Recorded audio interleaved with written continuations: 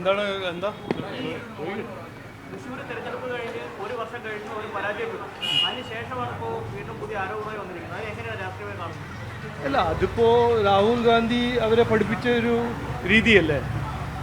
70,000 vote കൊണ്ട് ജയിച്ച സുരേഷ് ഗോപിജീനെ കുറിച്ച് ഇപ്പോൾ ഒരു കൊല്ലം കഴിഞ്ഞിട്ടാണല്ലോ അവരുടെ ഒരു ഒരു പരാതി. അത് നോക്കൂ, കോൺഗ്രസ് ഇത് ശ്രദ്ധമായിട്ടൊന്ന് കേൾക്കണം. കോൺഗ്രസിൻ്റെ ഉടമസ്ഥൻ എന്ന് പറഞ്ഞ രാഹുൽ ഗാന്ധി ഒരു കൊല്ലത്തിൽ 6-10 തവണ വെക്കേഷനിൽ പോകുന്ന ആളാണ്. അപ്പോൾ ഇവിടുത്തെ എലക്ഷൻ പ്രോസസ്സും ഇവിടുത്തെ ജനാധിപത്യ സംവിധാനത്തിൻ്റെ ഒരു രീതിയും അദ്ദേഹത്തിന് അറിയില്ല എന്നാണ് ഞാൻ മനസ്സിലാക്കുന്നത്. എല്ലാ പാർട്ടിക്കും ഒരു അവകാശമുണ്ട്. എലക്ഷൻ കമ്മീഷൻ എല്ലാ ഇലക്ഷൻ്റെ മുമ്പ്, തിരഞ്ഞെടുപ്പിന് മുമ്പ് ഈ ഇലക്ടറൽ റോൾസ് പബ്ലിഷ് ചെയ്യുന്ന ഒരു രീതി നമുക്ക് എല്ലാവർക്കും അറിയാം. പക്ഷേ ഇവർക്കാർ അത് അവർ പഠിച്ചിട്ടില്ല, അല്ലെങ്കിൽ പഠിച്ചിട്ടുണ്ടെങ്കിൽ അത് പുറത്ത് പറയുന്നില്ല. ഇതെല്ലാം ആ പാർട്ടിയിലിപ്പോൾ എല്ലാവർക്കും കുറച്ച് ബുദ്ധിമുട്ടുണ്ട്. അത് കൃത്യമായിട്ട് എല്ലാവർക്കും അറിയാം. കോൺഗ്രസ് പാർട്ടിയിൽ ശ്രദ്ധ തിരിക്കാൻ, പ്രവർത്തകരുടെ ശ്രദ്ധ തിരിക്കാൻ രാഹുൽ ഗാന്ധി എല്ലാ 3 ദിവസം 4 ദിവസം ഒരു നാടകം ചെയ്യും. ഇതുവരെ നടത്തിയത് ഓപ്പറേഷൻ സിന്ദൂർ. ഇന്നലെ അത് പൊളിഞ്ഞു. അതിന് മുമ്പ് എത്രയോ നാടകവും നുണയും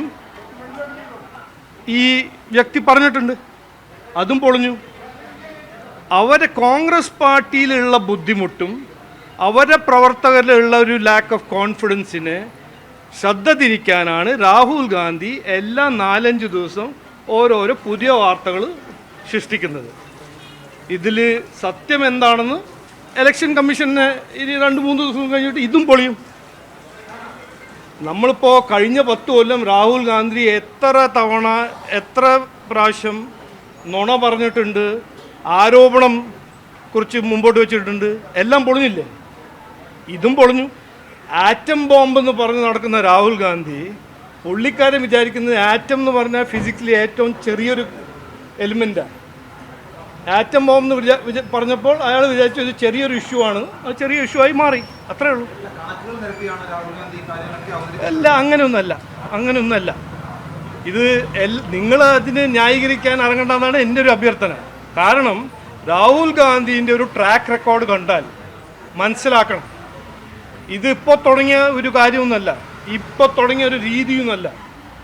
10-11 കൊല്ലമായിട്ട് ഞാൻ പറഞ്ഞ പോലെ 4-5 ദിവസം ഒരു പുതിയ വാർത്ത, ഒരു പുതിയ ആരോപണം, എന്നിട്ട് ഒരു പ്രെഡിക്റ്റബിളി ഞാൻ പറഞ്ഞുതരാം, 7 ദിവസം കഴിഞ്ഞിട്ട് അത് പൊളിയും, അത് കഴിഞ്ഞിട്ട് ഒരു പുതിയ വാർത്തയായിരിക്കും.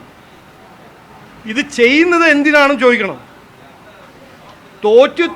തോറ്റ് കോൺഗ്രസ് പാർട്ടിൻ്റെ പ്രവർത്തകർക്ക് ഒരു ബുദ്ധിമുട്ട്, അവരുടെ നേതൃത്വം, അവരുടെ രാഹുൽ ഗാന്ധിൻ്റെ ലീഡർഷിപ്പിനെ കുറിച്ച് അവിടെ ചോദ്യങ്ങൾ പ്രവർത്തകർ ചോദിക്കാൻ തുടങ്ങിയിട്ടുണ്ട്.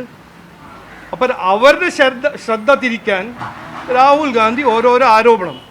നോക്ക്, ജനങ്ങളാണ് തീരുമാനിക്കുന്നത് ആരാണ് ജയിക്കേണ്ടത്, ആരാ തോൽക്കേണ്ടത്.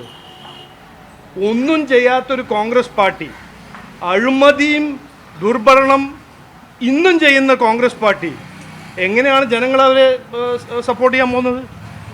ഇതല്ലേ മനസ്സിലാക്കേണ്ടത്.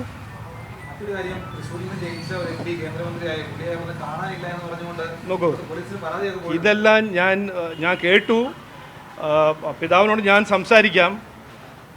ഒരു കേന്ദ്രമന്ത്രി ആയാൽ കേന്ദ്രമന്ത്രിക്ക് കുറേ ചുമതലകളും ഉത്തരവാദിത്വം ഉണ്ടാവും.